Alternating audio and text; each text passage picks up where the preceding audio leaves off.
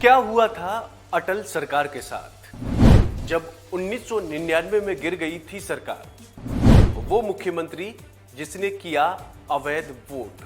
मणिपुर हिंसा को लेकर लगातार संसद से लेकर सड़क तक हंगामा बरपा हुआ है। विपक्ष जहां प्रधानमंत्री मोदी से संसद में बयान देने के लिए बार बार मांग कर रहा है, तो वहीं मोदी भी बयान न देने की ठान चुके हैं। लिहाजा विपक्ष ने मोदी सरकार के खिलाफ अविश्वास प्रस्ताव ला दिया है। हालांकि संख्या बल के हिसाब से देखें तो विपक्ष के इस अविश्वास का संसद में गिरना तय है। लेकिन आपको बता दें कि 1999 में इसी अविश्वास के चलते वाजपेयी सरकार अविश्वास खो बैठी थी और मात्र 13 महीने पुरानी सरकार अल्पमत में आ गई थी। आपको बता दें कि 1998 में हुए आम चुनाव में किसी पार्टी को बहुमत नहीं मिला था। उस वक्त AIADMK के समर्थन से NDA ने केंद्र में सरकार बनाई थी, लेकिन 13 महीने के बाद ही जयललिता ने अपना समर्थन वापस ले लिया, जिसके बाद वाजपेयी सरकार अल्पमत में आ गई। राष्ट्रपति ने सरकार को बहुमत साबित करने के लिए कहा। बसपा सुप्रीमो मायावती ने मतदान में हिस्सा नहीं लेने की बात कही थी, लेकिन आखिरी वक्त में मायावती ने सदन में जाकर सरकार के खिलाफ वोट दिया। वोटिंग में सरकार एक वोट से हार गई और सरकार गिर गई। किसी को उम्मीद नहीं थी कि सरकार एक ही वोट से गिर जाएगी, और जब ऐसा हुआ तब कांग्रेस सांसद और तत्कालीन ओडिशा के मुख्यमंत्री गिरधर गमांग अचानक से सुर्खियों में आ गए। सीएम रहते उन्होंने वोट किया, जिसको लेकर काफी विवाद हुआ और बीजेपी ने इसकी काफी आलोचना भी की थी। दरअसल 16 अप्रैल 1999 को जब 1:30 बजे हरियाणा के नेता ओम प्रकाश चौटाला ने घोषणा की कि वो राष्ट्रहित में वाजपेयी सरकार को दोबारा समर्थन दे रहे हैं, तो सरकार के खेमे में खुशी की एक लहर सी दौड़ गई। धोखा देने के खेल में सरकार के चेहरे पर वक्त से पहले मुस्कान आ गई थी, लेकिन कुछ लोगों ने नोट किया कि किसी ने लोकसभा के सेक्रेटरी जनरल S गोपालन की तरफ एक चिट बढ़ाई है।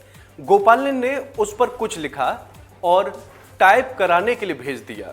उस टाइप हुए कागज में लोकसभा अध्यक्ष GMC बालयोगी द्वारा दी गई रूलिंग थी, जिसमें कांग्रेस सांसद गिरधर गोमांग को अपने विवेक के आधार पर वोट देने की अनुमति प्रदान की गई थी।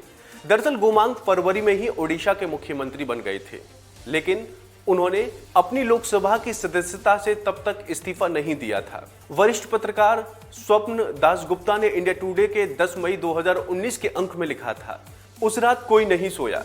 सरकार की तरफ से बीजेपी सांसद रंगराजन कुमार मंगलम ने मायावती को यहां तक आश्वासन दे दिया, अगर उन्होंने पहले से तय स्क्रिप्ट पर काम किया तो वो शाम तक उत्तर प्रदेश की मुख्यमंत्री बन सकती हैं। उनके खेमे में गतिविधि देख तब विपक्ष के नेता शरद पवार उनके पास पहुंचे। मायावती उनसे जानना चाहती थी कि अगर उन्होंने सरकार के खिलाफ वोट दिया तो क्या सरकार गिर जाएगी।